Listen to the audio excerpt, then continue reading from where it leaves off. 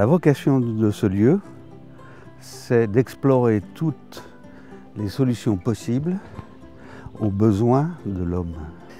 Mon constat, qui est partagé ici, c'est que nous avons été entraînés depuis des dizaines d'années dans un système qui finalement fonctionne pour lui-même, mais c'est un peu détaché de ce dont les hommes ont besoin.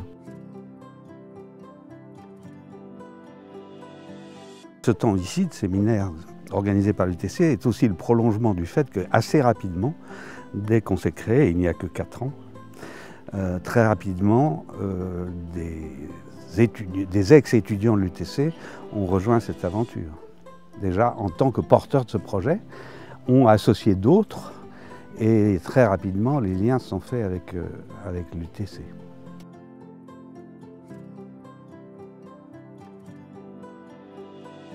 Il y a 40 ans, je suis venu ici et j'ai travaillé.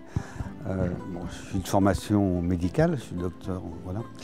Et je n'ai jamais soigné vraiment, mais je me suis intéressé à comment faire que dans les pays pauvres, les soins soient accessibles aux gens. Donc ça s'appelle l'économie de la santé, ça tourne autour des systèmes de micro-assurance, etc.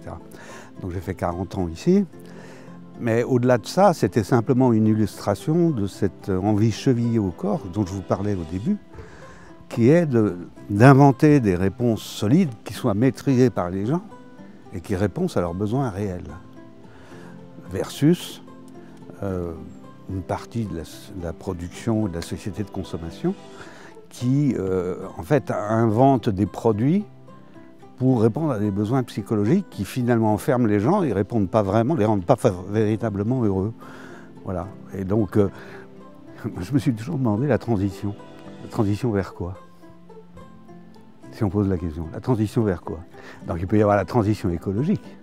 Donc on sait que la transition écologique, c'est un certain nombre de tonnes carbone par habitant, très bien, mais au-delà de ça, est-ce que c'est vraiment un projet de vie?